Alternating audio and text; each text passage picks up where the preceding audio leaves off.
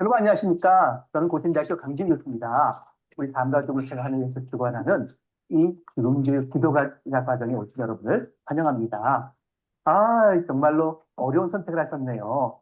왜냐하면 한국 사회에서 죽음을 말한다는 것은 회장님, 좀 소리 좀 키워주세요. 네. 이것을 공부하고 또 다른 사람에게 이것을 가르치는 그 선에 여러분께 서셨다는 것은 너무너무 중요한 일이고 저는 가치 있고 또 저랑 함께 동역할 수 있는 그러한 입장이라 생각하니까는 너무 기쁜 마음입니다. 사실상 외로웠거든요.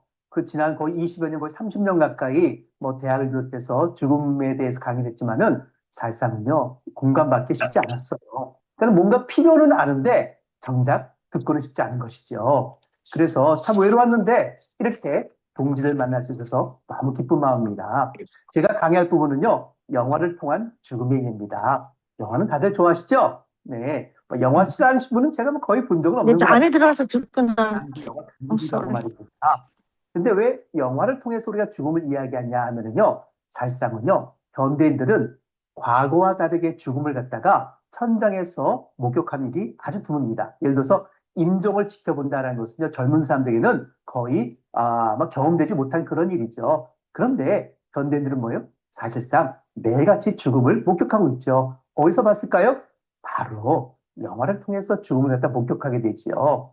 물론 그 죽음은 연출된 죽음이긴 합니다만은 그러나 영화라는 것이 사회와 긴밀히 관계가 있거든요. 그래서 그런 메커니즘을 통해서 우리가 영화가 뜻밖에도 죽음을 이해하는 중요한 도구가 될 수 있다라는 관점에서 제가 이제 이 이야기를 갖다가 이제 나눠드릴 생각을 갖고 있습니다. 이 죽음에 대한 공부는 말이에요. 일반적인 어떤 학문, 실증적 학문,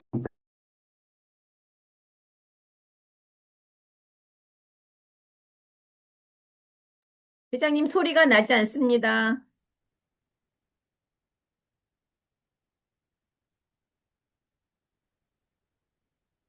공유가 되는 것이 아니라.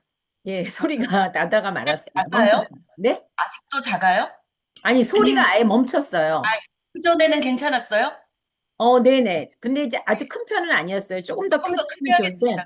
조금 더 네. 크게 하고. 네, 크게 하시고 그러면 다시, 여러분 중에서 혹시 지난주에 돌아가신 분 네. 계세요? 좋습니다. 네. 말이 안 되죠, 그렇죠? 돌아가신 분은 여기 있을 수가 없단 말입니다. 그러니까 죽음에 대해서 우리가 말한다는 것은 사실상은 관찰에 의한 것이지요. 죽어가는 분, 혹은 말입니다. 죽음에 대한 역사라든가 이런 사회 현상을 갖다 우리가 목격하면서 죽으면서 말하는 것이지 실제로 돌아가신 분이 와서 죽음이 어떻다라고 말하지 않으시거든요. 그렇기 때문에 우리가 영화를 통해서 한 사회, 혹은 개인, 혹은 특별한 어떤 간접적인 경험을 하는 사람들의 이야기를 다 듣는다는 것은 매우 중요한 의미가 있다. 이런 생각에서 이 강의를 준비했습니다. 먼저 우리가 뭘 배울 것인가 잠깐 안내를 해드릴까요?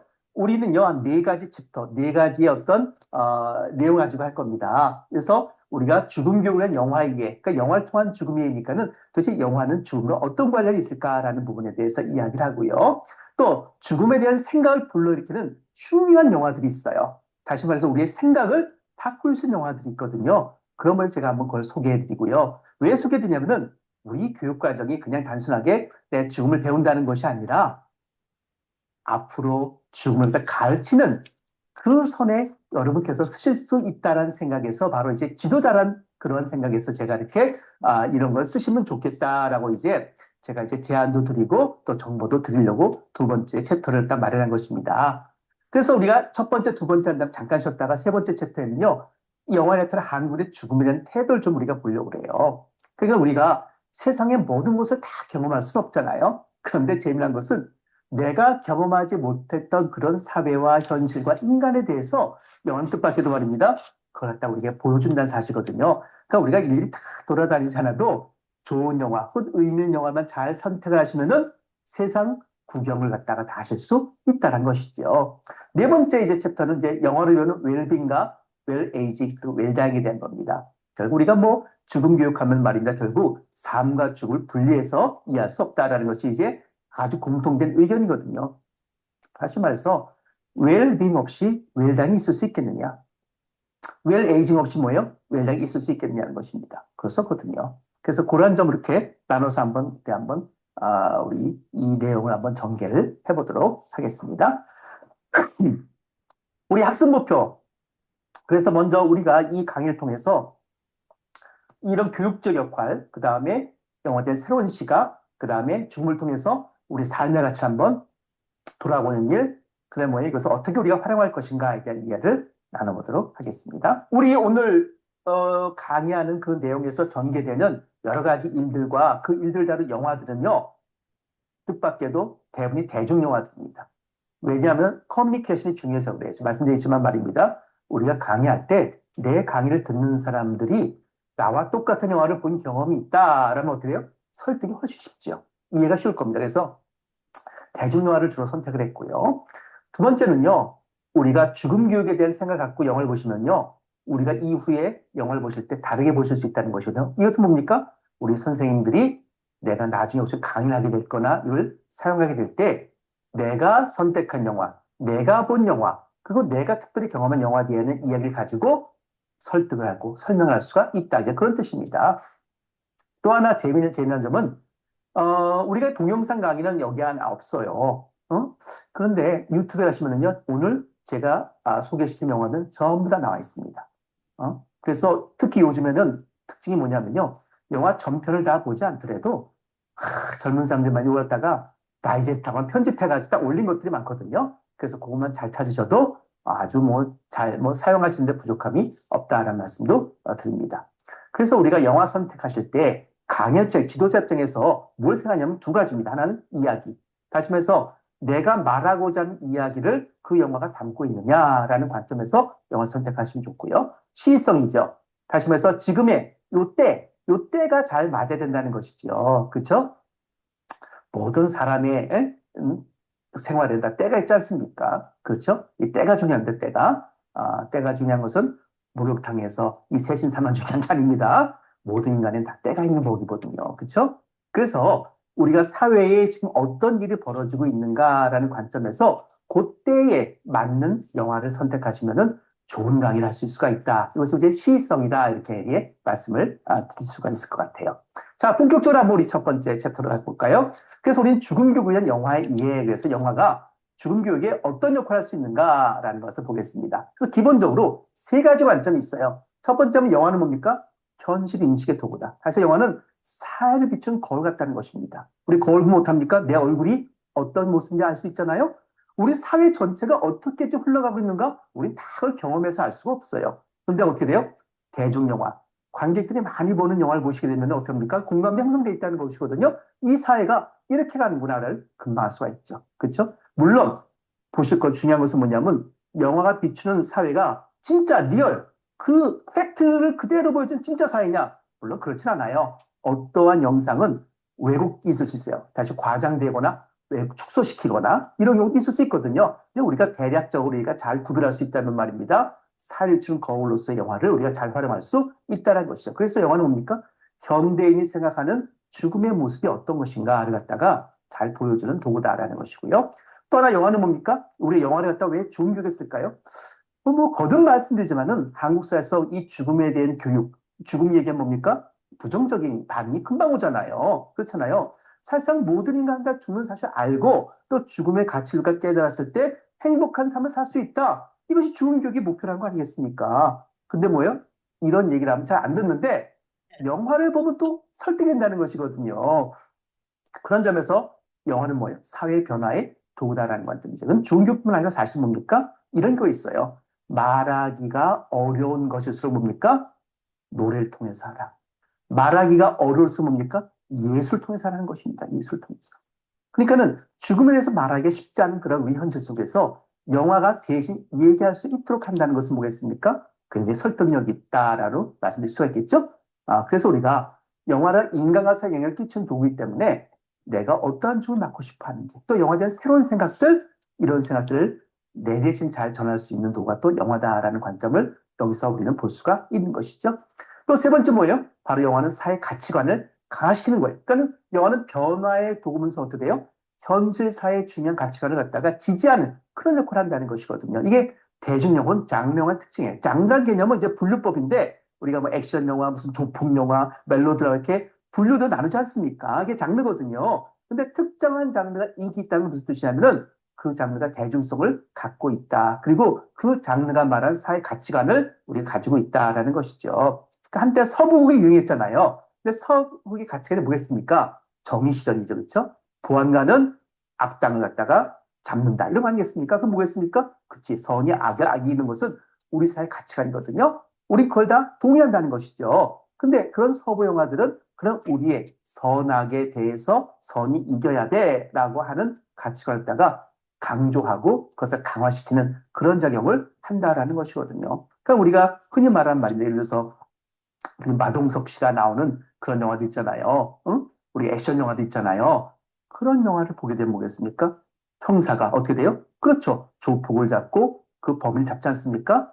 우리 그 액션을 즐기지만 그 속에서 우리 뭘 동의하는 거예요? 그래, 저 악당들은 법의 처벌을 받는 게 마땅해라고 하는 우리 사회 가치관에 우리가 동조를 하고 영화는 뭐예요? 그 가치관을 강화시키는 작용을 한다 이런 것입니다.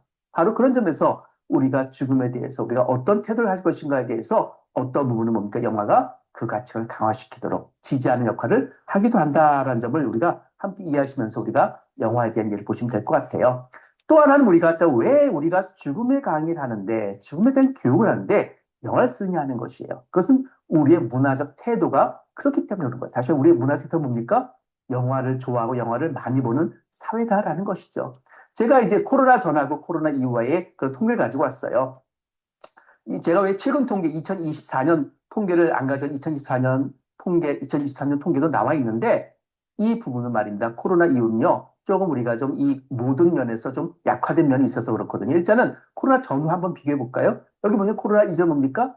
1인당 영화 관람 편수가 세계 제1위예요. 한국 사람들이 세상에서 영화를 제일 많이 보는 나라입니다. 네. 이거 미국이 아니라는 사실이 좀 뜻밖이 있죠. 그렇죠? 미국이 아마 한 3.8회 정도일 겁니다. 한국 사람 훨씬 더 영화를 많이 봅니다. 코로나 때 뭡니까? 극장이 많이 문을 닫고 어려웠었죠. 그렇죠? 그럼에도 불구하고 이게 제작 편수 보시겠어요? 응? 한국 영화가 뭡니까? 1년에 500편 이상씩 만들죠. 여러분 그거 아십니까? 극장에서 걸리는 상업 영화를 자기네 나라 언어로 1년에 500편 이상 만들 수 있는 나라는요. 세 나라밖에 없습니다. 어느 나라일까요? 뭐 이것은 퀴즈로 시험 문제를 보지 않겠습니다만은 세 나라입니다. 첫 번째는 인도, 제일 많이 만들죠. 미국, 역시 미국이 인도가 한 1200, 1300편쯤 만든다 그래요. 미국이 뭡니까? 700에서 800편 이상 만들거든요. 한국은요? 보셨잖아요. 500편 내지 600편을 만든 나라입니다. 어떻게 할 수 있냐면 여러분 대학 입시 보세요. 대학 입시에서 의대만 경쟁률이 높은 게 아니에요. 의대보다 더 경쟁 높은 과가 어느 과일까요? 연극 영화과 아닙니까? 연극 영화과. 제 친구 중에도 이제 대학 교수, 연극 영화과 대학 교수가 있는데 말이면 이 친구는 입시철만 되면요 얼굴 볼 수가 없어요. 왜요? 애들 면접 보냐고 실기 면접 보냐고 말입니다. 아주 뭐 뼈가 삭는답니다. 막. 아주 죽겠답니다. 왜요? 수천 명씩 오는 거예요. 몇 명 보는데 말입니다. 그만큼 한국 사회는 영화에 대한 선호도 또 직업으로서 영화의 길을 가고 싶어하는 사람이 그만큼 많다라는 것을 보여주는 거죠. 결국 이 통계가 말한 것은 뭐겠어요? 우리는 영화를 통해서 이야기할 때 사람들에게 설득력을 갖게 되고 문화적인 어떤 뭐 공통점이 있기 때문에 이야기하기가 훨씬 더 좋다라는 점을 우리가 여기서 깨닫게 되는 것입니다. 그럼 영화는요, 어떤 일이 있을까요? 네 가지 이런 걸 제가 얘기하고 싶어요. 첫 번째, 오락적인, 우리가 일반적으로 갖고 있는 것은 이런 거죠. 그렇죠? 우리가 영화를 왜 볼까요? 즐거움을 얻기 위해서죠. 재밌어 보는 것입니다. 그렇습니다. 그러면은 죽음과 관련해서도 재밌을까요? 재밌다고 말씀드렸잖아요. 어떤 거예요? 정의 실현이죠. 다시 말해서 큰 나쁜 악당이 말입니다. 결국 선한 사람에 의해서 어떤 응징을 받을 때 어떻게 돼요? 즐겁잖아요. 그렇죠? 그러니까는 뜻밖에도 어떻게 돼요? 오락적 기능도 죽음을 묘사한 영화 속에도 오락적 기능이 담겨져 있다는 것입니다. 되게 우리가 즐거움, 뭐 행복함 이런 것은 집중도에 달려있거든요. 몰입도에 달려있거든요. 우리가 막, 딴 생각하냐고 막 영화에 몰입해서 볼 때에 그 즐거움이란 것은요, 이루 말할 수 없죠. 그렇죠? 두 번째 영화는 교육적 기능. 이것이 이제 우리가 말하고자 하는 가장 핵심적인 면이죠. 영화는 뭡니까? 새로운 지식을 전달합니다. 새로운 경험을 확장시키죠. 그쵸? 거기다 뭐예요? 효율적으로 전달하는 그런 정보 지식의 전달에 아주 훌륭한 도구라는 점은 우리가 말할 필요가 없는 것입니다. 저는요, 제 수업 시간에 말이에요. 저는 모든 수업에다 영화를 씁니다. 영화를 씁니다. 그 결과 어떻게 나올까요? 당연히 요즘에는 학생들이 학기 말에 교수 평가랍니다. 저 교수님 강의가 어땠느냐 평가를 해가지고 다음 학기 수강 신청할 때 그걸 다 공개를 해요. 그래서 학생들이 그 평가를 보고 어떻게 돼요? 저 교수님 강의 들을까 말까 갖다 결정하거든요. 그러니까 요즘은 교수하기 쉽지 않습니다. 그런데 뭐 제 자랑은 아닙니다만은 제가 교수 평가를 지금까지 말입니다. 잘 받아왔어요. 저는 그 이유가 뭐냐?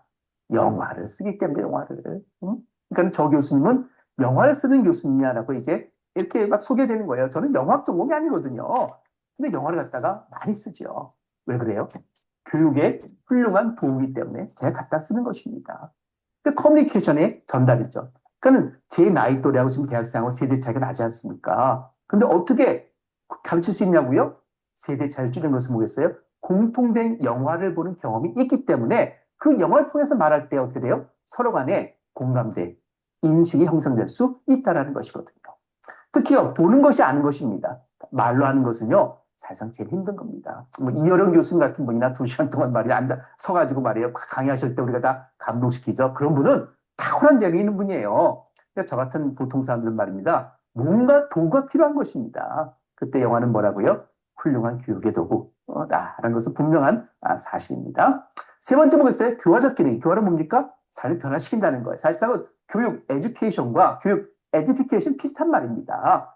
어떻게 보면 이 교육이라는 그 넓은 범위전에 교화라는 것도 작용하죠. 교화라는 개념이 뭐 어쩌면 이런 거죠. 예를 들어서 교도소 가시는 분들 있잖아요. 다 잘못했으니까 여기서 무엇을 잘못했는지 잘 깨닫고 말이 변화되고 나오세요. 이게 교화예요. 교화입니다. 그래서 우리가 어떻게 살 것인가에 대한 가치관을 중심으로 영화가 이에 의해서 우리의 삶의 변화를 도모할 수가 있다는 것이고요. 또 하나 뭡니까? 치유적 기능도 있어요. 이런 거 들어보셨죠? 뭐 독서 치료, 미술 치료, 음악 치료 들어보시죠? 마찬가지 영화 치료, 영화 치료.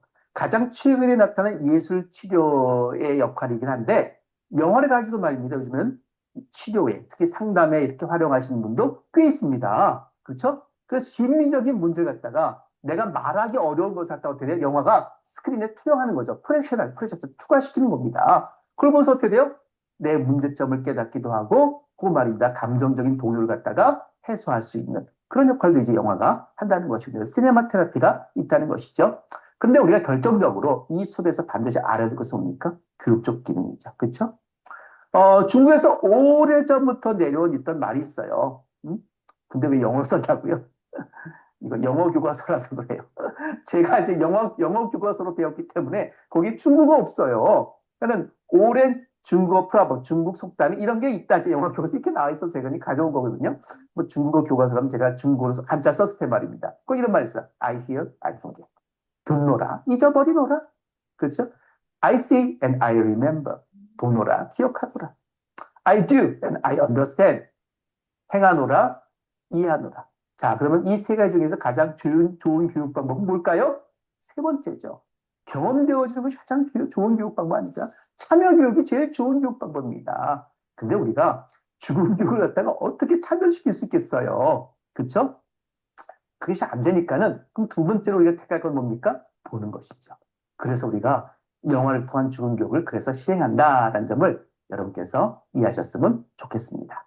자, 제가 말씀 네 가지 부분에 대한 것을 예를 가지고요. 그렇죠? 이해하셨죠? 오락적 기능, 교육적 기능, 교화적 기능, 또 뭐라고요? 그렇죠. 시네마 테라피, 치유적 기능. 요 네 가지 기능을 갖다가 적절하게 보여준 영화를 한번 몇 가지 예를 들어볼까요? 영화 축제. 한국의 전통적인 이 장례식 갖다가 보여주는 겁니다. 드라마지만 다큐멘터리 말입니다. 이 과정이 어떤 과정이냐를 갖다가 다 갖다가 뭐 밑에다가 그 설명을 다 해놨어요. 저는 이 영화가 아주 놀라운 영화를 사는 것입니다. 임권택 감독 영화. 임권택 감독은 이 한국인이 가진 독특한 정서 있죠. 한의 정서를 영화 속에 가장 잘 담은 영화입니다. 뭐 평생 동안 100편이 넘는 영화를 만드셨거든요. 그 모든 영화가 다 그런 건 아닙니다만 되게 80년대 이후에 만들어진 영화는 다 한의 정서를 잘 담고 있다. 그래서 83년도인가요? 이산가족 찾기 운동이 있었던 기억나실지 모르겠어요. 길수업등이라는 영화를 통해서 처음으로 났거든요. 보십시오. 한국에는요. 6.25 때 이 헤어진 이산가족이 그 당시에 1,000만 명이 넘었단 말입니다. 요동강정에 아버지를 찾아주세요. 자식을 찾아주면서 수만 명이 몰렸잖아요. 그래서 그의 여름을 넘기면서 가을까지 생방송으로 석 달 이상 진행된 세계적인 기록을 가진 그러한 사건 아니겠습니까? 이걸 뭡니까? 영화를 만드는 것을 시작해서 계속해서 지금까지 말입니다. 지금까지 한국의 한해 정서를 담아내고 있죠. 축제는 뭐냐면요. 어머니가 돌아가셨어요. 그런데 그 가족 안에는 뭐가 있습니까? 가족들이, 자식들이 말이에요. 이게 사이가 다 좋은 게 아니에요. 그래서 이 자식들 안에 어떤 갈등들을 갖다가 이제 잘 엮어서 이제 영화를 만드는데 왜 축제일까요? 축제는 뭐죠? 그쵸. 마음이 하나가 되는 것이죠. 돌아가신 그 어머님을 통해서 그 장례식에 모이면서 그 갈등들이 어떻게 이것이 잘 화해되는가를 갖다 보여줘서 그래서 축제입니다. 한국 장례식 보셨습니까? 떠들썩하죠, 그렇죠? 재미나요. 보통 일반적인 말의 축제가 가지고 있는 노래, 춤, 그 다음에 막 이야기, 그 다음에 사람이 어울린 거, 그술 마시는 거, 이런 거 있잖아요. 장례식에 그대로 다 담겨 있지 않습니까? 그래서 어떤 사람 말입니다. 이게 장례식인지 아니면 무슨 결혼식인지 헷갈리는 사람도 있단 말이에요. 겉으로 보면 모른다는 것이죠. 바로 한국인의 독특한 죽음에 대한 생각이 이 안에 담겨 있다는 것이 아니겠습니까? 그렇죠? 우리는 오래 사는 것만이 축복일까요? 정말 우리의 선조들은 말입니다. 장수하는 것만이 축복을 생각했을까요? 그렇지 않다고 말씀드릴 수 있어요. 왜? 여기 보시면 말이에요. 때가 돼서 적절하게 돌아가신 것도 아주 좋은 인생이다라는 거 아니겠습니까? 보십시오. 영화가 뭡니까? 교육적 방법. 축제는 전통적인 장례식입니다. 이 볼 수가 없어요, 지금은요. 저도 말입니다. 대학 때, 뭐, 20여 년 전인가? 안동에서 있었던 전통 장례식을 한번 보러 간 적이 있는데, 그 이유는요, 구경도 할 수 없어요. 어, 근데 영화는 뭡니까? 그걸 담아내잖아요. 교육적으로 굉장히 중요한 걸 제시하고 있는 거죠. 또 보십시오. 미국의 장례식 어떨까요? 여기 제가 내가 죽기 전에 가장 듣고 싶은 말인데, 이것은요, 아주 독특합니다. 왜 독특하냐고요? 이것은 미국의 오버추어리, 부고 기사에 대한 겁니다. 부고 기사. 북에서 뭐 했어요? 신문에 나오는 거예요. 저 사람이 어떻게 살았냐를 가르쳐 주는 거죠. 그때 그 부국에서 속에서 인생이 나타나거든요. 그러니까 부국에서 잘 써야 되잖아요. 여기 한 언론이 말입니다. 광고인이 말이에요. 자기 부국에서 먼저 쓰고 싶은 거예요. 죽기 전에. 그럼 어떻게 합니까? 좋은 인생을 살아야 되죠. 그 속에서 중요한 변화 나타나죠. 그렇습니다. 여기 보십시오. 러브 액츄얼리 크리스마스 영화입니다. 근데 영화에 여기 중요한 대사가 나와요. 어떤 대사일까요? 9.11 테러 희생자들이 죽어가는 순간 남긴 건 모두 사랑의 메시지였다. 정말 대단하죠. 그렇죠? 우리는요. 가장 중요한 것을 놓치고 산다는 걸 보여주는 것입니다. 그래서 영화가 교화적 기능, 우리의 삶을 변화시킨다는 것이죠. 여기 보세요. 여기 보면 9.11 테러 당시에 그 납치 일기에서 승객들이 남긴 메시지가 공통된 메시지 뭐라고요? 사랑해, 사랑해, 사랑해. 빨간 글씨 다 나와 있지 않습니까? 이렇게 죽어가는 사람이 남긴 메시지가 사랑해라면은 살아있는 사람들 그 메시지가 뭘 의미하는지 알아야죠. 뭐가 중요하다고요? 사랑하는 것이 중요한 것입니다. 그래서 우리는 이렇게 영화를 가지고 영화제도 만들 수 있다라는 사실도 꼭 기억하시면 좋겠어요. 그래서 우리 삶과 죽음을 생각하기 위해서 예전에 뭐예요? 웰다잉 영화제도 했었다니까는요. 중요하죠. 그렇죠? 지금 구청 단위에서 우리가 하기도 해요. 그래서 우리가 여러분께서 나중에 지역사회에서 뭔가 활동하실 때 이런 영화제를 통해서 활동하신 것도 굉장히 중요하다라는 것입니다. 이제 우리가 근본으로 와서 말이에요. 이런 현대 영화를 쓰잖아요. 옛날 사람들은 어떤 걸 썼을까요? 죽음을 합치는데 이미 있었죠. 뭐예요? 장식품, 우리 묘지의 장식품이라든가 문학이라든가 이걸 통해서 다른 예술을 통해서 우리가 죽음이 무엇인가 가르쳐갔다는 거 아니겠습니까? 그러니까 예술의 기원이 바로 죽음의 이미지, 죽음으로부터 예술이 탄생했다라는 것입니다. 그래서 제가 빨간 글 썼어요. 남 얘기만 잔뜩 써놨잖아요. 그래서 제가 뭘 썼습니까? 이렇게 썼어요. 죽음과 사랑은 예술이 지향하는 최고 이야기다. 사랑 없는 죽음은 비극이며 죽음을 말하지 않는 사람은 거짓일 수 있다. 죄송합니다. 뭐 제가 한 얘기예요. 제가 연구해 보니까는요, 모든 명작들은 딱 두 가지 테마예요. 하나는 사랑, 또한 죽음입니다. 두 가지가 결합되면요, 명작이 탄생하는 것입니다. 그래서 동전의 양면 같다는 것입니다. 좋은 인생의 반드시 뭐예요? 사랑과 죽음이 내재되어 있다는 것을 우리가 기억하시면서 우리가 영화에 대한 이야기도 했으면 좋겠어요. 자, 우리 짧게 이 내 죽음 정리해 볼까요? 죽음의 새로운 생각을 일으킨 영화들이 뭐가 있느냐? 톱코코. 이것은 뭐겠어요? 기억되는 죽음이 좋은 죽음입니다. 아주 중요한 것이죠. 우리 죽음을 생물학적인 신체가 멈추는 걸 죽음이잖아요. 근데 멕시코의 망자의 날을 보잖아요. 그럼 뭐가 있습니까? 망자의 날에는요, 죽은 자가 돌아온다는 거예요. 근데 조건이 있어요. 뭐요? 살아있는 가족들이 죽은 자의 사진을 갖다 걸어놔야 돼요. 그러니까 다시 말해서 죽은 자를 기억한다는 것이죠. 특히 좋은 기억이 중요한 거예요. 전 이것이 중요한 사항입니다. 우리의 죽음, 좋은 죽음이 뭘까요? 가족들에게 기억되는 죽음이죠. 가족들이 나를 기억할 수 있는 그 삶을 사는 것이 중요하구나라는 것을 여기서 알 수가 있죠. 재밌습니다. 코코의 이 애니메이션, 코코라는 애니메이션 디즈니가 만든 것이고요. 그렇죠? 또 이런 영화도 있어요. 드라마 도깨비. 여기 이타적 죽음이 나와요. 마지막 편에 나오는 겁니다. 이것도 뭡니까? 유튜브에 다 있습니다. 가서 사용하시면 되는 겁니다. 뭐냐면요. 드디어 공유 도깨비하고 김고은 씨죠. 도깨비 신부가 드디어 결혼했어요. 그래서 정말 이제부터 행복한 시간이다. 근데 이 도깨비 신부 김고은 씨가 이제 차를 타고 가는데 저쪽에 덤프 트럭이 말입니다. 브레이크 고장으로 내려오려고 그래 막 떨어집니다. 근데 반대편에서 뭐예요?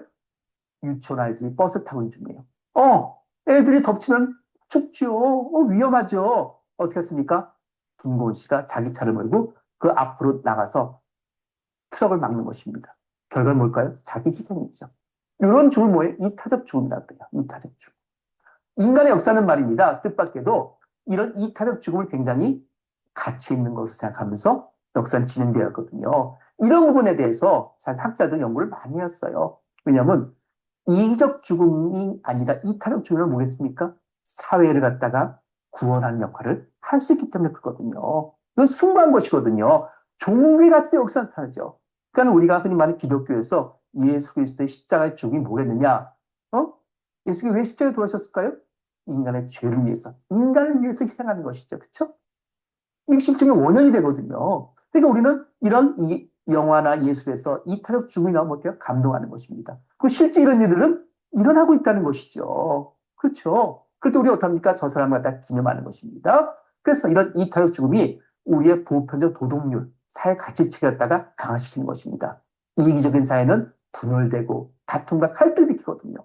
또 이런 숭고한 죄를 공유하게 되면 어때요? 사회가 하나로 만드는 거 아니겠습니까? 그렇죠? 하나 된 사회를 만드는 것도 이타적 죽음입니다. 갈등도 해소되고요. 그리고 우리는 기념비를 만들고 영화를 통해서 계속 이게 문화적 가치를 승화시키는 그런 역할을 해왔다는 것이거든요. 영화가 이제 그런 역할을 지금까지 해왔다는 것입니다.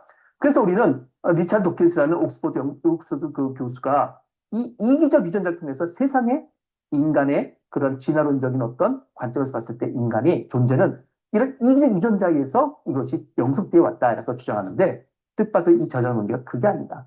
오히려 사람 뭡니까? 인간으로 이 인간다워지는 것은 이 타적 유전자가 있기 때문이다라는 사실을 갖다가 또 얘기해서 아주 또 센세이션을 켰어요. 물론 이제 그렇다고 리차드 도킨스 교수가 동의한 것은 아닙니다. 그도 이렇게 해석한 거예요. 이 타적 유전자도 결국 진화의 생물이다 이렇게 해석하긴 했는데 저는 조금 더 동의하기 어렵지만 말입니다. 인간의 인간다움은 여기서 있다고 사는 것입니다. 다시 말해서 인간이 짐승과 다른 게 뭐겠느냐 하는 것이지요. 그렇죠? 내가 남을 위해서 희생할 줄 아는 그런 역할.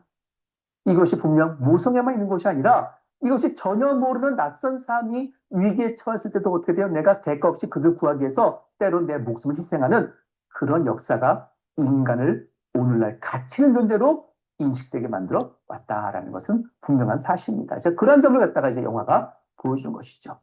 소개시킨 영화도 굿바이, 우리의 영화의 죽음의 인식을 바꿀 수 있는 영화 이런 겁니다. 특히 아버지와 사이가 안 좋으신 분이 꼭 보시고요. 특히 납관사라고 하는 그 일본의 아주 특이한 장례 직업도 엿볼 수가 있어요. 오케스트라의 첼리스트가 되고 싶은 연주자가 말입니다. 어떻게 돼요? 오케스트라가 해단을 하는 바람에 고향에 돌아와서 뜻밖에도 장의사 일을 하게 됩니다. 그러니까 일본도 보니까 말입니다. 장의사 별로 안 좋아하더라고요. 시체 만진 직업이라 해가지고 말이에요. 근데 어떻게 그 속에서 인간에 대한 어떤 이해, 죽음에 대한 일상을 깨닫고 죽은 자에게 이해를 갖춰서 행하는 것이야말로 너무너무 일종의 봉사하고 삶을 갖다가 품격 있게 마지막을 잘 보내는 이다라고 하는 새로운 가치도 얻게 되고 말입니다. 또 가장 중요한 건 뭐예요? 본인이 아버지가 바람나서 떠나가서 기억이 안 나요. 어렸을 때 나갔거든요. 근데 마지막 뭐예요? 아버지의 그런 납관, 아버지의 염을 갖다가 아들이 하게 됩니다. 그때 이 아들의 심정 어떤 거였을까요? 근데 그 속에 뜻밖에도 뭐예요? 아들에 대한 아버지의 사랑을 깨닫게 되는 것이죠. 영화 제목이 뭐라고요? 굿바이. 굿바이입니다. 좋은 죽음입니다. 그렇죠? 그래서 이런 영화들이 저는요, 뭐라고요? 정말로 우리 인간에게 죽음을 이해하고 또 우리가 그 영화를 통해서 우리가 어떻게 살 것인가를 가르쳐 줄 수 있다는 점에서 너무너무 좋은 그런 도구 역할을 할 수 있다는 점을 알 수 있을 것 같아요. 자, 일단 여기까지 하고요. 우리가 두 번째 시간에 계속해서 이 강의를 이어서 하도록 하겠습니다. 여러분, 감사합니다.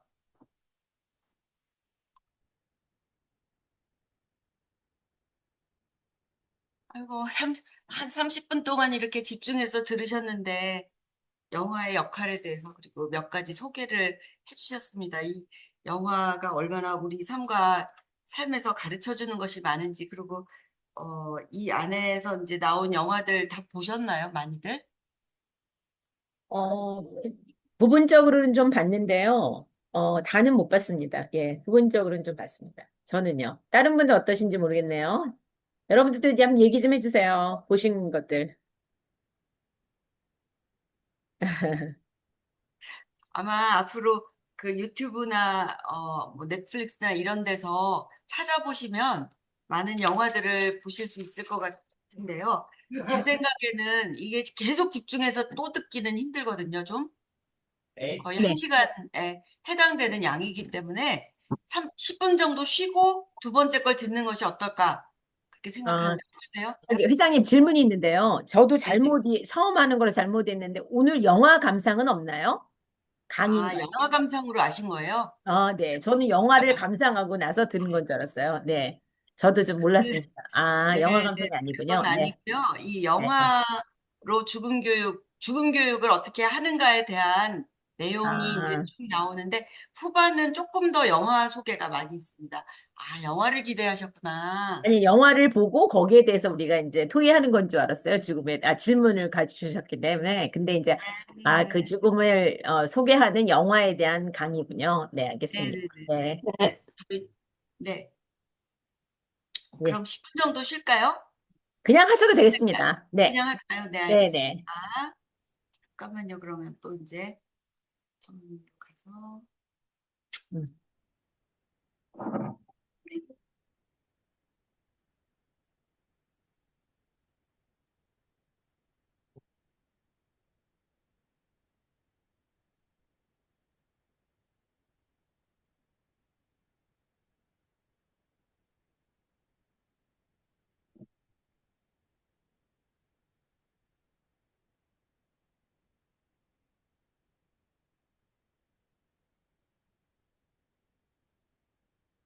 여러분, 안녕하십니까.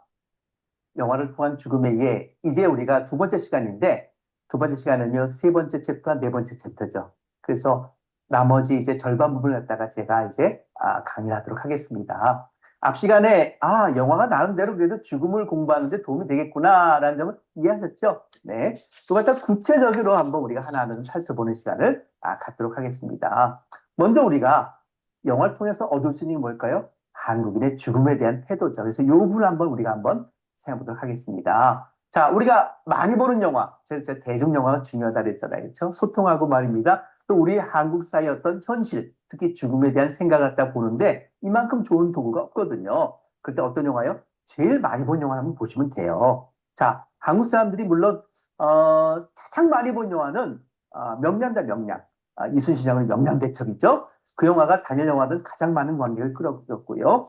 그 다음 이제 신과 함께입니다. 신과 함께는 사실상은 이 두 편의 영화로 나눠져 있지만 사실 한 편입니다. 원래부터 한 편으로 만든 건데 절반도 쪼갠 것이죠. 신과 함께 인과연, 죄와 벌, 그다음 인과연 이렇게 이제 두 가지 나눠져 있습니다. 두 영화 다 1,000만 관객이 넘었죠. 그렇죠? 그런데 흥미로운 건 뭐예요? 이 영화는요, 불교의 내세관, 불교 중간을 보여주고 있어요. 왜냐하면 여기에는요, 죽은 망자가 등장하고요. 망자를 저승으로 안내하는 차사죠. 그러니까 쉽은 저승사자입니다. 여러분, 저승사자는 몇 명일까요? 세입니다, 세 명. 여기 딱 세 사람 나오죠? 세 사람? 이렇게 한 사람도 세 사람 저게 세 사람이 나옵니다. 그래서 여러분도 혹시 그거 아십니까? 옛날 전통 장례식 가게 된 말이에요. 그렇게 우리가 근조라고 한 이 등을 갖다가 대문 앞에 달고 그 밑에 사자상, 다시 말해 저승사자, 죽은 고인을 갖다가 데리러 오는 저승에서 온 사자들 밥 있죠.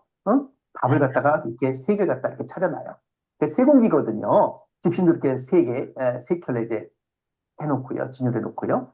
그래서 우리가 알 수 있는 것은 옛부터 저승에서 온 이 사자들은 세 명이구나를 알 수 있어요. 그 영화도 세 사람입니다. 그래서 이 세 사람 어떻게 망자 갖다가 어떻게 됩니까? 7가지의 지옥에 돌아가면서 이제 재판을 받는 그런 모습들을 보여주고 있거든요. 그래서 여기서 통과되면은 다시 뭐 환생할 수 있다, 뭐 이렇게 말하는데 어떤 부분은 불교에서 말하는 어떤 부분입니까? 이제 상상력으로 이제 동원된 그런 결과물이지요. 근데 가장 흥미로운 건 뭐겠어요?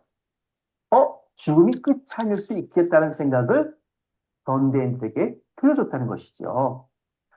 그 불교에서 말한 단순하게 윤회라고 하는 세상, 세계관, 이런 것을 갖다가 이게 철학적 의미에서, 추상적 의미에서 보여주는 것이 아니라 구체적인 어떤 화면을 통해서 이 이야기를 들려줬다는 것은요, 현대인들에게는 아주 놀라운 일입니다. 왜 그래요?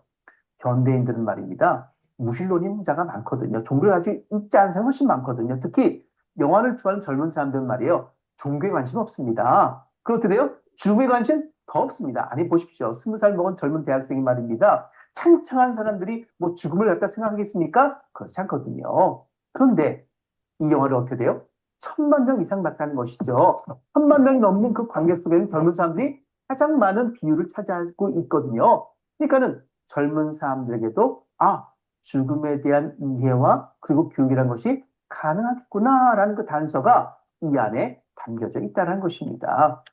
그러니까는 이 영화라는 도구가 굉장히 중요한 역할을 한다는 거죠. 물론 재미있게 만들고 컴퓨터 그래픽으로 잘 만들었지만 말입니다. 그래서 뜻밖에도 우리 현대 사회에서 이 디지털 문명이 이끌어가는 사회에서 전통적인 옛날 사람들이 생각했을 법한 그런 죽음과 죽음 이후의 세계, 불교의 죽음관을 갖다가 들려준다는 것은 아주 놀라운 일이었는데 현대인들의 반응 또한 아주 더 이상 많은 호응을 불러일으키면 더 놀라웠다라는 것이죠.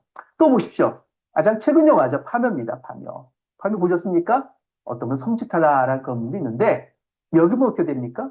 그렇죠. 우리 전통적인 유교 사회에서 묘자리 갖다가 왜 잘 써야 되느냐라는 것이 이 안에 드러나죠. 그렇죠? 이건 다른 말로 해서 어떻게 돼요?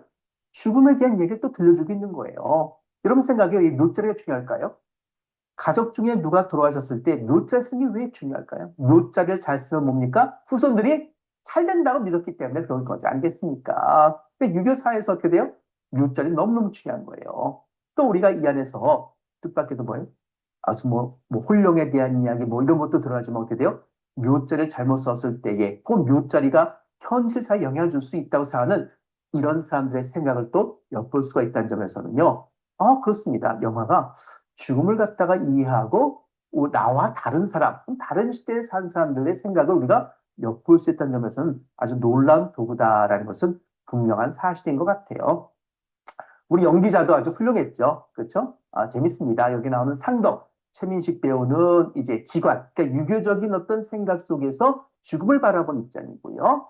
활인, 김고은과 동길, 이도현 씨가 이렇게 맡았죠. 이 무속이에요, 무속인. 무당이란 말입니다. 무당이 중요한 건 뭐겠어요? 무당이 중요한 것은, 그렇죠. 혹은 살인 사람들의 어려움을 갖다가 이 죽은 자들과 연계해서 해결하는 역할을 보통 하거든요. 그래서 무당들이 제일 많이 하는 것 중에 뭐겠습니까? 진옥이 꽃은 뭐겠어요? 그렇죠. 한을 맺고 준 그러한 온전히 하지 못한 그런 죽은 자, 망령했다고 어때요? 저 세상으로 잘 보내는 곳이 진옥이 곳이거든요. 가장 많이 하는 곳 중에 하나입니다. 그럴 때 우리가 이 속에서도 어떻습니까? 살아있는 가족들을 이제 이장을 하고 말입니다. 묘를 갖다가 이제, 바라봤을 때 살아있는 사람들 어떻게 돕고자 하는, 혹은 아이를 살리고자 하는 그런 무당의 모습도 또 그 안에 나타나가 있지요. 그렇죠? 또 재미난 것은 뭐였어요? 이 연근, 유해진 씨가 그 중요한 역할이죠. 유해진 씨는 장의사로 나오는데 교회 장로님으로 나와요. 그것도 참 재밌죠. 그렇죠? 그래서 뜻밖에도 한국 사회를 구성하는 세 가지 종교가 이렇게 잘 화합하는, 음?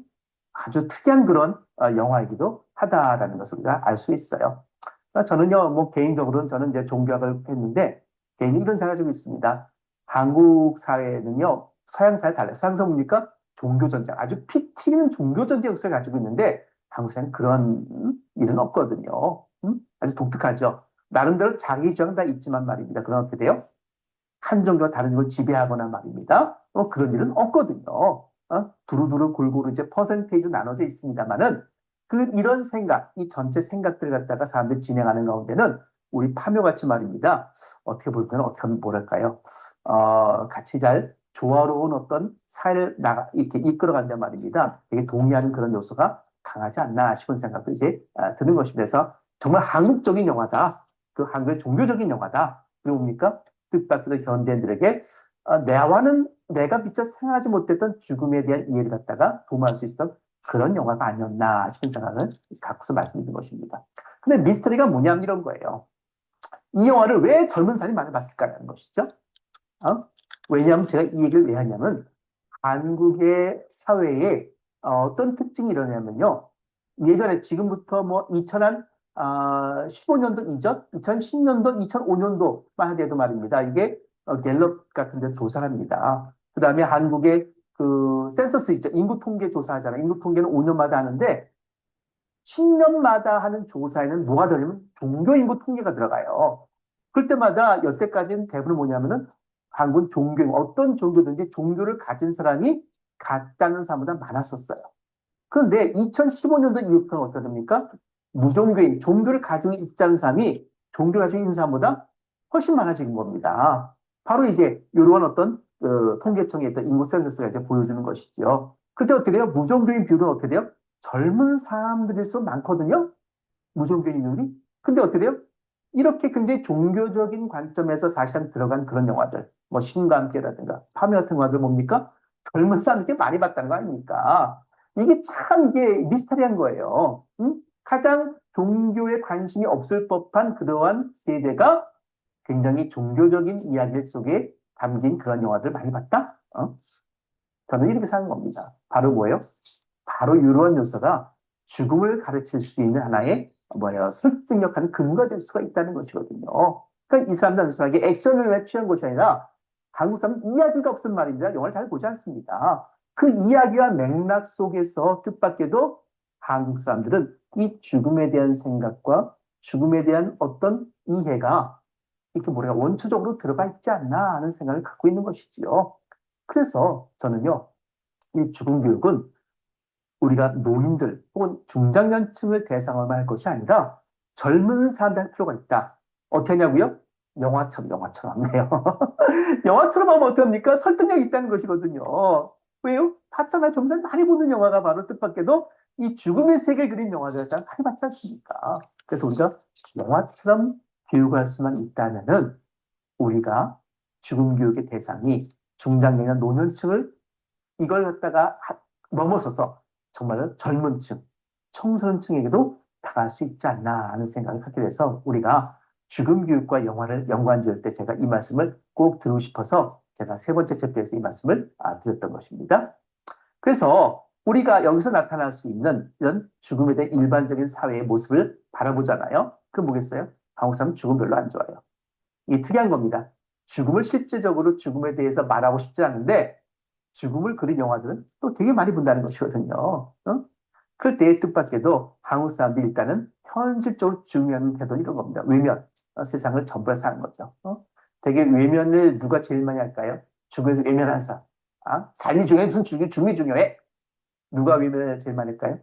부자들이 제일 많이 한답니다. 왜요? 돈이 많아요. 내가 여기서 명예도 있어요. 혹은 권력도 있어요. 또 어떡합니까? 이 세상에서 누릴 걸 다 누려야죠. 그쵸? 이것도 뭐예요? 어느 순간에 단절된다? 없어진다? 포기한다는 생각을 뭡니까? 하게 되면은 불안한 것이죠. 하고 싶지 않은 것이죠. 그러니까는 부와 권력을 가지고 있는 사람들은요, 죽음에 대한 이야기를 다 꺼려하는 것입니다. 꺼려하는 것입니다. 저는 이게 제일 힘든 거예요. 우리가 이 삶가지고 생활을 위해서 말이에요. 죽음 교육이 중요하다고 말이에요. 어떻게 돼요? 공무원도 만나서 얘기하고 말이에요. 교육부 사람들 만나서 얘기하고, 소위 말해서 이름 있고 권력 있는 사람들 얘기할 때 이 사람들이 잘 듣지 않는 이유가 뭐냐 하면요. 생각하고 싶지 않은 것이죠. 그렇죠? 살아있는 게 세상이 전부고 그래야지만 내가 행복할 수 있다고 생각하기 때문에 그런 것 같아요. 부정이죠. 죽음의 얘기 철저히 금지하는 것 아니겠습니까?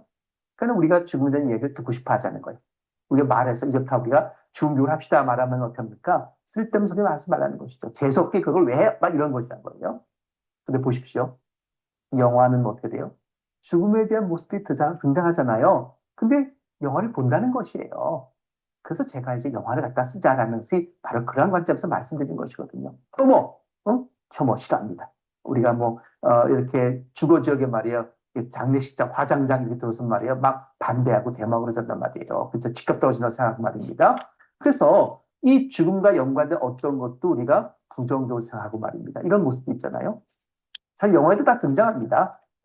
그래서 어떻게 장례식 갔다 온 어떤 사람 막 소금 막 뿌리고 막 이런단 말이에요. 그 애들 귀신 묻어온다고 사는 것이죠. 이런 생각들을 말이에요. 이런 생각들은 그 부정적인 생각들인데 그럼에도 불구하고 어떻게 돼요? 영화는 이런 죽음의 태도를 바꾼다는 말입니다. 그래서 우리가 영화를 사용하자. 곧 뭐예요?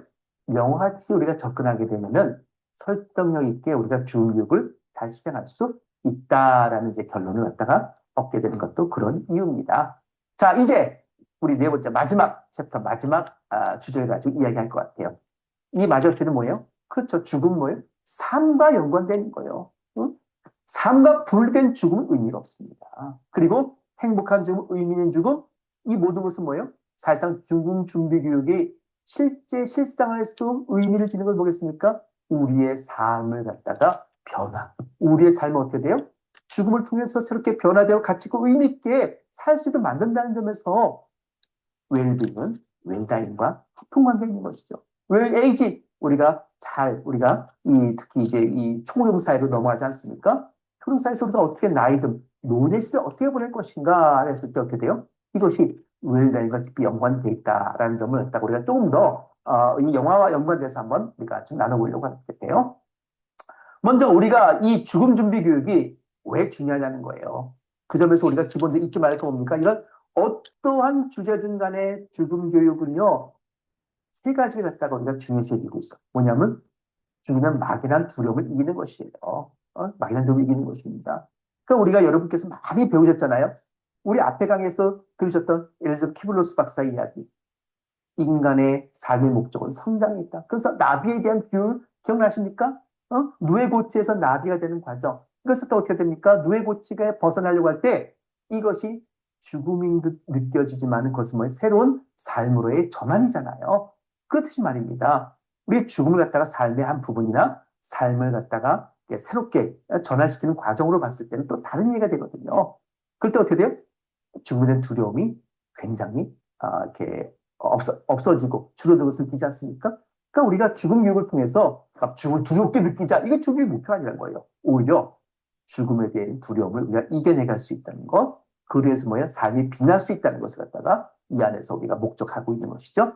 또 죽음이 그렇다고 어떻게 죽음을 갖다가 소홀히 여기자는 거예요. 그러니까 자살 예방 교육 같은 것도 아주 중요한 역할을 하는 것이죠. 응? 자살이 가지고 있는 부정적 역할도 굉장히 많거든요. 그렇지 않습니까? 또 안락사 문제도 있는 거예요. 이것은 뭐겠어요? 죽음을 너무 가볍고 쉽게 얘기할 때 나타나는 현상이기도 하거든요. 이런 부분에서 우리가 죽음 교육은 뭡니까? 죽음에 대해서 소홀하지 않고 진지하고 의미 있게 다가설 수 있도록 만드는 것도 이 교육이 목표라는 것이다라는 것을 잊으시면 안 되는 거예요. 또 뭐예요? 그래서 결론적으로 우리가 일상생활, 우리는 살아있는 사람들에게 죽음 교육을 하는 것이거든요. 죽은 사람이 하는 것이 아니란 말이에요. 그러니까 어떻게 돼요? 이렇게 우리가 죽음 교육을 들으면은 바로 우리가 인생 행복해질 수 있겠구나. 죽음을 잘 준비하는 인생이 행복한 삶을 누릴 수 있다라고 하는 것을 우리가 이 죽음 교육의 목표로 삼는다라는 점을 여러분께서 꼭 기억하시면서 어떤 강의를 들으시건 그 다음에 나중에 강의를 하실 때도 이런 부분을 갖다고 적용하시면 좋겠다라는 것이죠. 네, 제가 잠시 중단했는데요. 그 영화를 하나 보는 게 좋으시다고 그렇게 기대를 하셨기 때문에 어떻게 요 강의는 좀 나중에 어떻게 기회가 되면 하고 사무총장님 네네. 이 영화 강의는 언제쯤 끝나나요? 지금 교수님 남은 강의. 것이 12분 남았는데요. 네네네. 그러고 나서 12분 강의 듣고요. 그리고 꼭 이어서 그거 이어서 그거 좀 보죠. 그 네, 영화를 그렇게 보시고, 하겠습니다. 네, 네, 그리고 저희가 이제 그 그룹 토의를 좀 짧게 하고요. 그렇게 하시면 좀 네, 맞을 것 같습니다. 네. 네, 그럼 그렇게 하겠습니다. 네, 감사합니다. 네. 제가 말씀드렸잖아요. 영화는 뭐라고요? 사회에 걸어갔다 그랬잖아요. 그러면 우리가 일상적인 삶에서 응? 죽음이 어떻게 다가오고 그에 대해서 우리는 어떻게 이해될 수 있을까? 응? 여기서 뜻밖에도 말입니다. 행복한 죽음을 결정짓는 것이 가족이 제일 중요하구나. 그러니까 한국 사회에서 가족이 사실 뭐예요? 죽음의 가치를 결정할 수 있겠구나라는 걸 보여주는 영화가 뭡니까? 세상에서 가장 아름다운 이별 영화예요. 민기동 감독은요, 이런 러브스토리를 잘 만드는 감독이거든요. 이 집안이 있어요. 이거 대가족이에요. 우리 보면 대가족이죠. 그쵸? 할머니 있고, 부모님 있고 자식이 있는 3대가 사는 가족이란 말이에요. 근데 여기에 주인공은요, 어머니예요, 어머니. 응? 어머니입니다. 이 어머니가 이제 아내며 어머니가 있는데 뜻밖에도 말기 암에 걸린 상태인 거예요. 근데 집안은 어려워요. 왜요? 남편은 의사야. 남편 의사면 좋겠네. 근데 남편은요, 자기 의사는 자부심 없어. 왜요? 아마 의료 사고가 있었다고 이렇게 영화에 언급돼요. 그래서 자기 병원을 말아먹었다라고 이렇게 나오거든요. 그건 후배가 하는 병원에 이제 월급 의사로 들어가서 일하는 거예요. 그래서 어떻게 자기 몸을 간 것을 많이 느끼는 그런 남편인 거죠. 또 자식은 어떡합니까? 남매도는데 큰딸은 말이에요. 대학을 졸업하고 백화점에 취직했는데 그만 유부남을 사귀고 있어요. 이건 대체 안 쓰는 유부남하고 사귀면요. 이거는 대체 안 쓰는 겁니다. 이거는요. 어렵죠. 거기다 재수, 삼수하는 그 아들이 있어요. 근데 이 아들의 여자친구 오늘 찾아오는 거예요. 어머니 안녕하세요. 누구누구 친구인데 제가 애를 가졌어요. 아이고, 참, 이 집안이 참 어렵죠. 그렇죠? 어렵습니다. 근데 결국 자기는 뭡니까? 안 걸렸어요. 거기다 모시고 사는 시어머니는 치매 환자예요. 자, 이런 상황 속에서 이 죽음을 준비하는 그 아내의 모습, 어머니 모습이 등장한다는 것이거든요. 음? 이 어머니는요, 어떤 그 자신 인생을 어떻게 잘 마감을 준비할까? 그리고 그 갖다 가족들에게 어떻게 이해시킬 수 있을까? 이런 면모들이 이 안에 등장하거든요. 정말 실질적입니다. 왜 그래요? 저희 어머님도 치매 증세가 있으시거든요. 이 영화가 남 얘기 같지 않다는 거예요. 그러니까 우리가 영화를 보면서 우리가 공감하는 게 뭐냐면 저 얘기가 내 얘기 같네? 라고 우리가 느끼거든요. 그래서 영화를 쓰시는 겁니다. 그래서 이 속에서 말이에요. 결정도 중요한 거예요. 가족이에요, 가족. 결국은 저도 이제 호스피스 교육도 하고 호스피스 병동에 이제 가서 이제 자들 만나고 그럴 때마다 어떤 분이 말이면 참 이제 시간을 의미 있게 보내시고 돌아가신 분이 계신데 그럴 때 결정적인 요소는 뭘까요? 결국 가족이더라고요, 가족. 그러니까 가족과 화해하셔야 돼요. 그렇습니다. 여기에 노예 사회에 또 중요한 그대를 사랑합니다.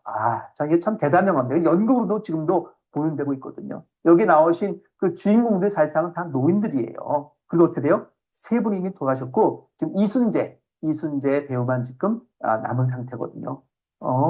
그럴 때에 이분들이 보여주는 그런 노인의 그런 삶도 뭐예요? 의미가 있죠. 그래서 합니다. 이서 뭘 보여준다고요? 노인도 사랑하는 존재라는 걸 보여줍니다. 근데 이 속에 누가 나오냐면 이런 거예요. 여기 송재호 이 할아버지가 이제 등장하죠. 아내는 뭐예요? 치매 걸렸어요. 그리고 자식이 삼남매를 했지 못해요. 부모를 모실 생각이 없어요. 요즘 생각 그렇죠, 그렇죠? 근데 자기도 어려움이 있어 육체적으로 병에 있으니까는 도대체 내가 죽으면은 이 어머니를 누가 모시고 살까 이런 걱정이 있는 거예요. 그래서 택하는 것이 뭐냐면 자살. 아프리카에. 근데 그 자살도 어떻게 돼요? 자식에게 누가 되지 않기 위해서 연탄가스 중독으로 이제 위장을 하려고 하는 거죠. 이런 얘기들이 이제 나오는데 눈물겹습니다. 그리고 어떻게 돼요? 현대사회에서 겪는 노인의 죽음 문제가 이제 등장한다면서 이것은 굉장히 현실적이라는 것이거든요. 그렇잖아요. 지금 자식이 부모를 봉양하는 그런 유교 사회가 아니란 말이에요. 그 가치가 붕괴됐습니다. 그래서 지금 떠오르는 문제입니까? 노인의 자살과 고독 사회 문제가 지금 떠오르는 우리의 실질적인 사회 문제죠. 그렇죠? 여기 통계도 나와 있지 않습니까? 사실상 2015년 통계이긴 합니다만 이 통계는 거의 지금도 똑같이 가고 있습니다. 10만 명당 연령별 자살수 통계 봤을 때 노인 자살률이 뭐예요? 제일 높다는 거죠. 제일 높다. 연령이 높을수록 어떻게 돼요? 자살하는 숫자가 많다는 것이에요. OECD 평균의 3배입니다. 이거 뭘 말하는 것이냐는 거예요. 우리 자꾸 청소년 자살률이 세계에서 제일 높다, 막 이것만 걱정했잖아요. 근데 현실은 뭡니까? 노인 자살률이 더 높아요. 그런 점에서 우리가 이 노인의 사회, 지금 이제 초령 사회에 들어갔다, 초령 사회. 다시 말해서 65세 이상 인구가 우리 전 인구의 20% 이상을 넘긴 초령 사회로 넘어간 거예요. 그런 사회 속에서 이 문제가 남의 문제가 아니라는 것이죠. 이러한 우리 사회의 문제점을 나름대로 대안을 제시한 영화도 있습니다. 바로 고령화 가족이라는 영화입니다. 참 제목이 흥미롭죠? 이 가족은 사실상 피가 섞인 그런 가족이는 아니지만 말입니다. 누구보다도 가족다운 면모를 보이지요. 특히 이 영화 속에서 주인공이자 이 가족의 가장 엘리트인 임모라는 인물에 주목할 필요가 있습니다. 이 박해일 배우가 그 역할을 맡는데요. 이 임모라는 이 역할의 아주 흥미로운 점은 이 사람이 영화 감독이라는 점입니다. 근데 되는 일이 하나도 없습니다. 자기가 입봉이라고 말하는 거죠. 보통 영화에서 이렇게 말하는데 처음 영화를 만들어서 개봉한 영화가 흥행에 참패를 거두고요. 또 아내는 뭡니까? 바람이 나서 이미 이혼하고 도망가 버렸죠. 거기다가 월세도 밀려가지고 말입니다. 집주인한테 아주 타박을 받는 그런 처지입니다. 그러니까 되는 게 하나도 없습니다. 그래서 뭐예요? 뭐 인생 뭐 별거냐는 생각에 이제 자살을 시도하는데 아주 흥미로운 점은요. 그때 어머니로부터 전화가 온다는 사실입니다. 어떤 전화냐면요. 닭죽을 끓여놨으니까 먹으라는 전화죠. 근데 그 다음에 어떤 행동이 이어질까요? 이 주인공이 뭐예요? 엄마의 닭죽에 반해가지고 자살에 대한 생각을 멈추고 닭죽을 먹으러 집으로 간다는 겁니다. 어떻게 보면 너무 웃기잖아요? 무슨 뭐 이거 살고 죽는 문제를 갖다가 닭죽 하나에 팔까? 해결할까라는 건데 사람은요 먹는 거에 예민한 존재라는 걸 아셔야 되는 것입니다. 여기에 뭐가 있어요? 우리가 알고 있는 가족이라는 것. 가족의 가장 중요한 특징이 뭡니까? 식구라고 우리가 대신 표현하기도 하죠. 같이 밥을 먹는 공동체라는 점을 갖다 우리가 생각해보면요. 이 사실이 의미가 있게 받아들일 수 있을 것입니다. 이 가족은 정말 특이한 가족입니다. 아침에도 막 이렇게 삼겹살 구워 먹는 아주 먹는 거에 진심인 가족이거든요. 이 가족은 뭐예요? 그렇죠. 어머니의 밥상을 차리고 음식을 나누는 걸 통해서 자살과 죽음과 이에 대한 생각을 저어버리고 생명력 넘치는 삶을 갖다가 역동적으로 살기 시작한다는 것이거든요.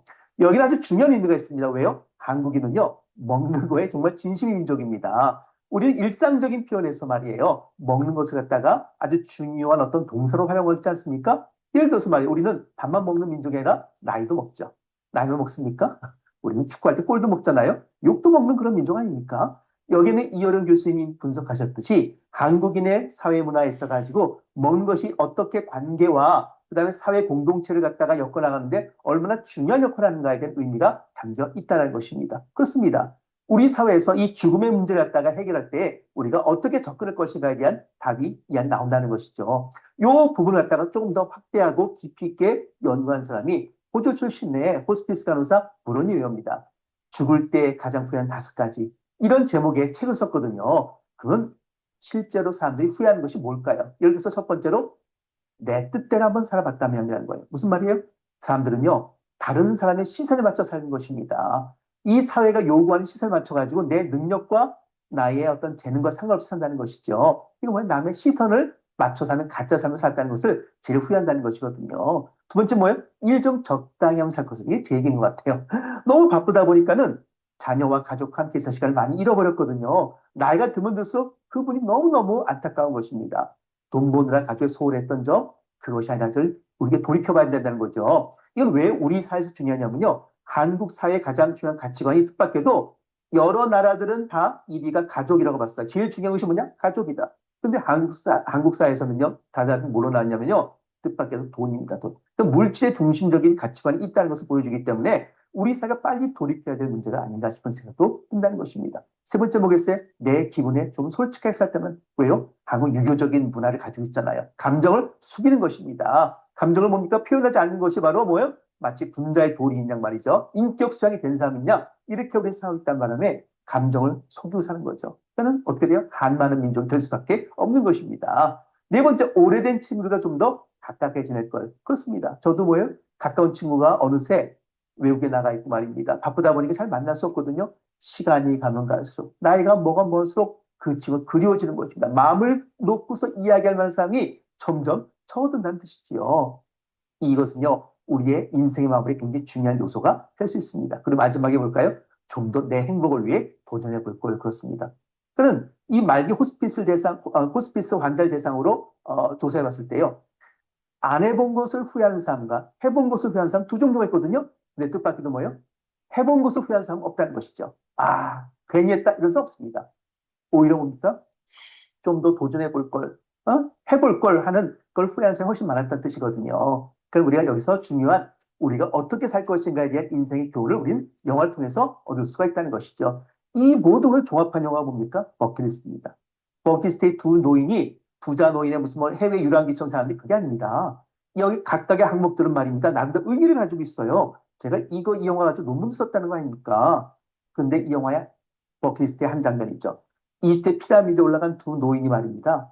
뭘 얘기합니까? 과거 옛날에 이집트 사람들은 이런 신화 속에서 이런 질문을 받았다는 거예요. 어떤 질문 받냐면은 당신이 죽었을 때 신한테 받는 질문인데요. 첫 번째, 당신이 인생에서 기쁨을 찾았는가?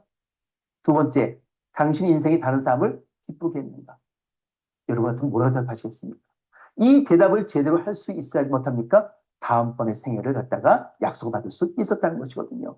너무 놀라운 점 아닙니까? 저는 여기에 인생의 해답이 있다고 보는 것입니다. 우리가 각 당에서 하는 많은 사회봉사 프로그램 뭐예요? 사실상은 이 부분에 초점이 맞춰 있는 것입니다. 봉사해 보셨습니까? 기쁩니다. 나도 좋고 뭐예요? 그렇죠. 봉사 받는 사람도 좋은 것입니다.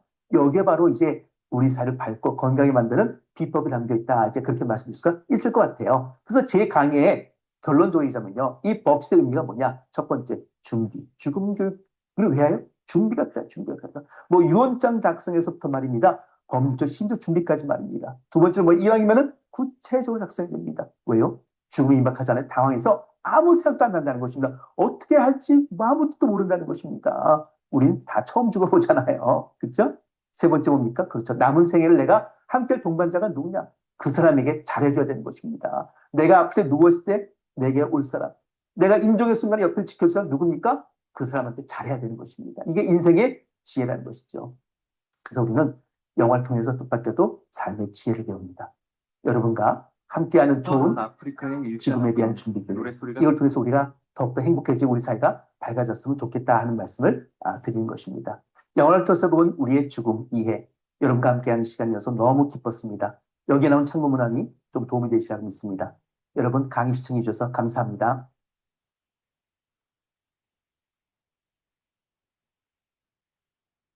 네. 그러면 어떻게 쉬고 할까요? 그냥 들어갈까요? 회장님 그냥 들어갔으면 좋겠습니다. 네, 저희는 그냥 알겠습니다. 네네. 네, 공유를 하도록 하겠습니다.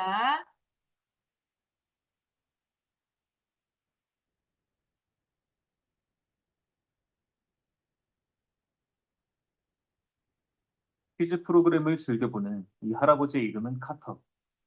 가족을 부양하기 위해 한평생 정비사로 일한 온화한 성격의 할아버지입니다. 확연히 다른 성격만큼이나 즐겨 마시는 커피도 다릅니다. 세계에서 가장 비싼 앞만 보고 달려왔던 거죠. 그와는 반대로 카터는 대학 시절 역사 교수가 되고 싶다는 꿈이 있었지만 예상치 못한 아내의 임신으로 공부를 포기하고 생활 전선에 뛰어들어 가족만을 위해 살아왔다고 하네요. 정반대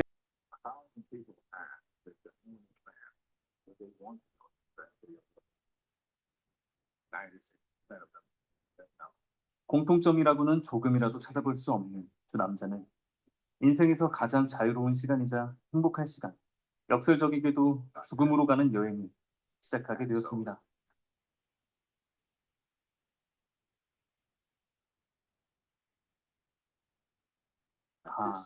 치료를 받고 왔다고 하네요. 두 사람은 북극 하늘을 바라보며 신의 존재에 대해 대화를 나누기 시작했습니다. 죽음을 앞둔 사람이라면 신이라든지 사후세계라든지 상반된 의견을 가진 두 사람.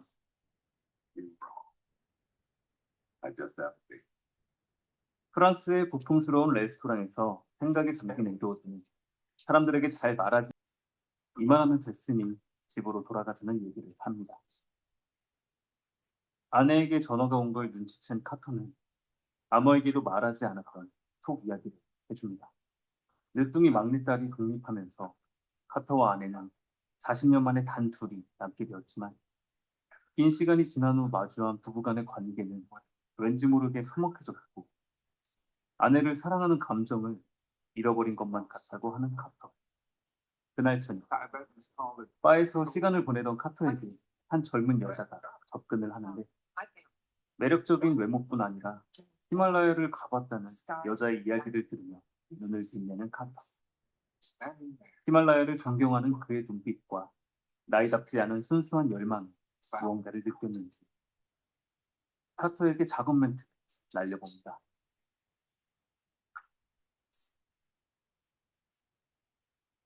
잠깐 생각에 잠긴 카터는 정중히 거절하는 것이었습니다.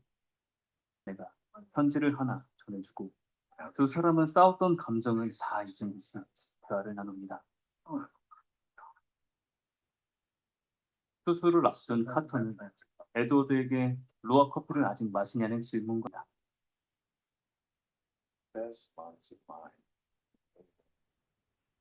I go some best place, 네. right? And make up next to a certain wall with a gate. Put the cards there.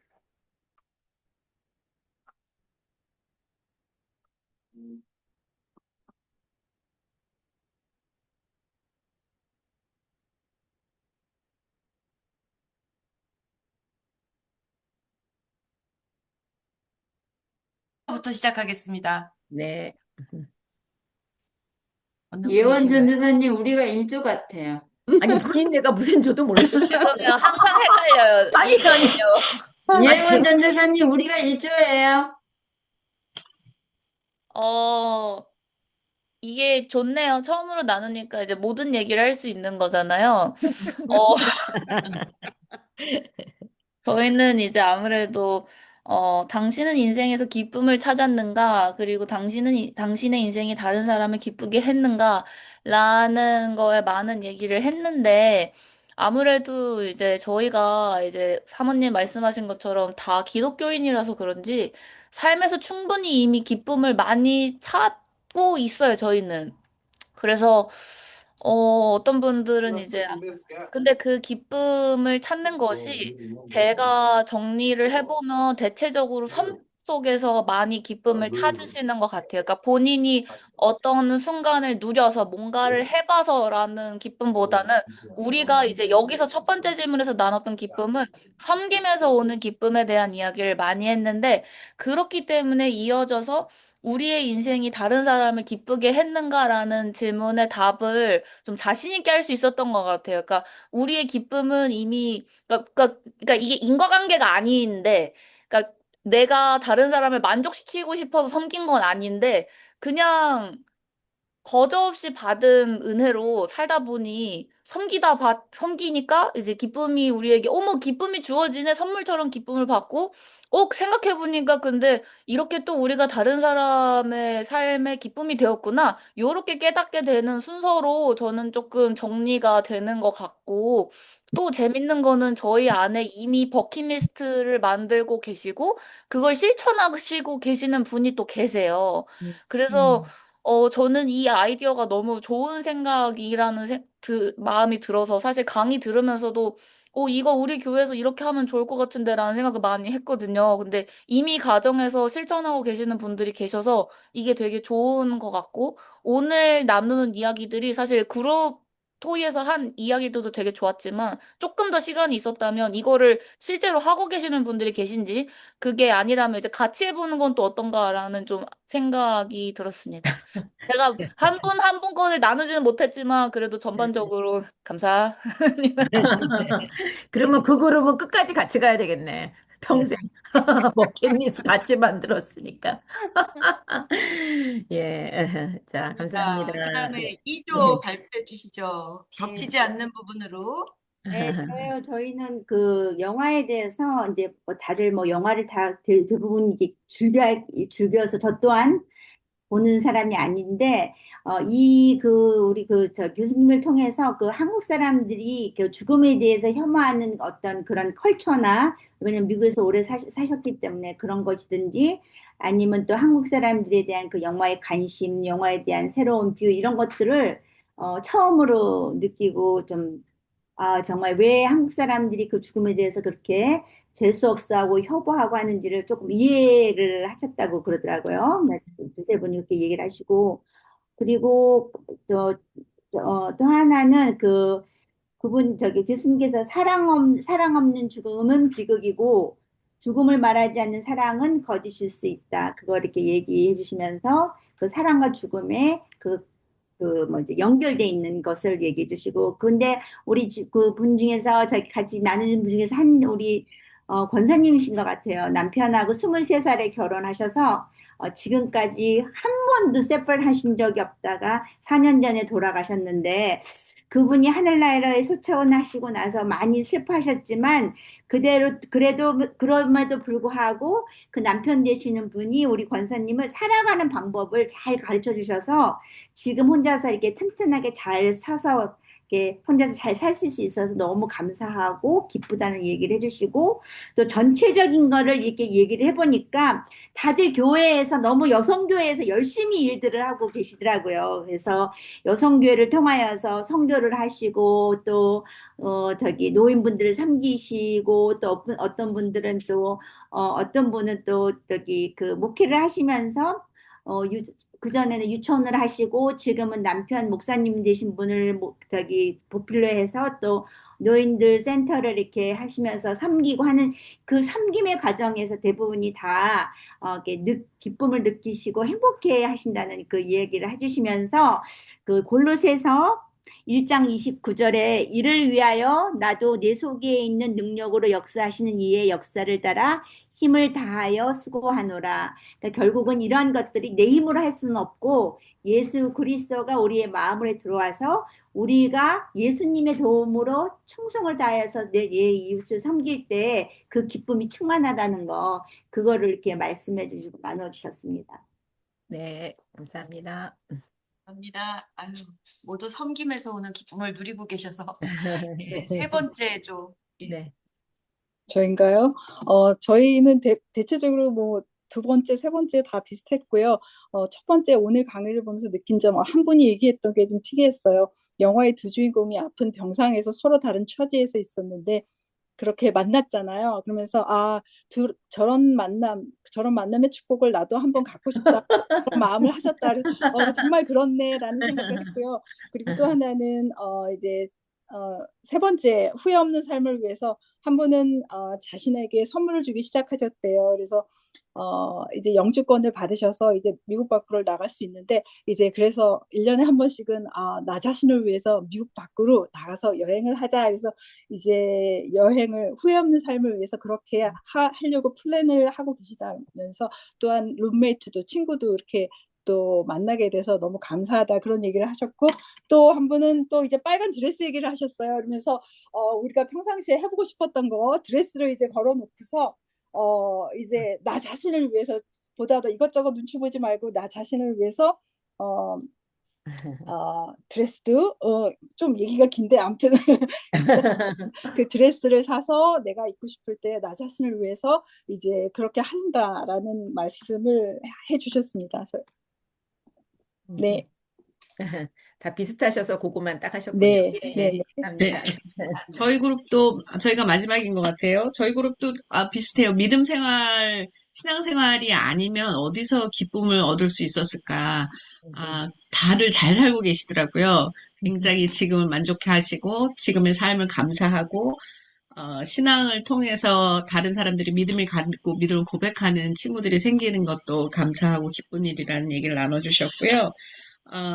메인리 저희가 했던 거는, 그러니까 남을 어떻게 기쁘게 했는가라는 이야기를 나누면서 그러니까 아들이 이제 먼저 세상을 떠나는 그런 경험을 했는데, 그럼에도 불구하고 본인이 평안을 계속해서 그걸 누려가는 것, 그리고 스테이블하게 이렇게 있는 것을 통해서 가족들에게 불안함이 아니라, 가족들을 편안하게 하는 것, 그게 아마 기쁨을 주는 그런 일이 아니었을까, 그 얘기를 하셨고, 그거랑 연결해서, 그것을 바라보고 있던 우리 주위의 다른 분들이, 오히려 그분이 그렇게 행동하고 그렇게 살아가시는 모습을 통해서 많은 도전도 받고 위로도 받고 또 용기도 얻고 그런 시간을 저희가 보냈다라는 걸 같이 나눴고요.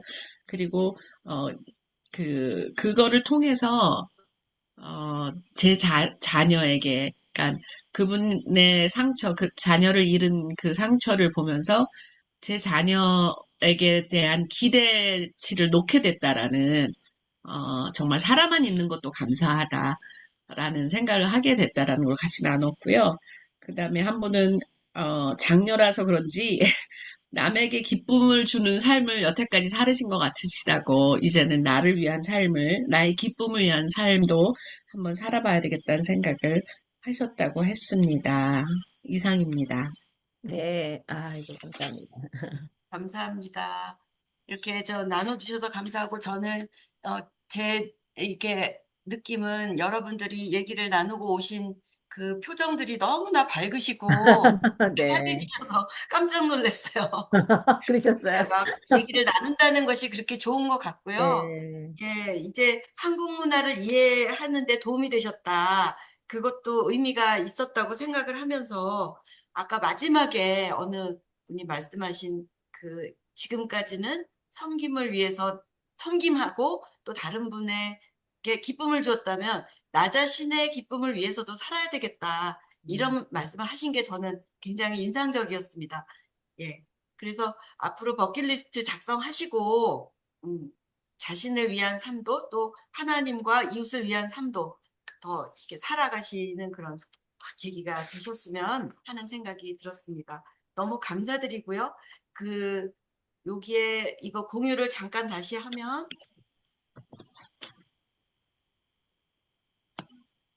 됐나요? 네.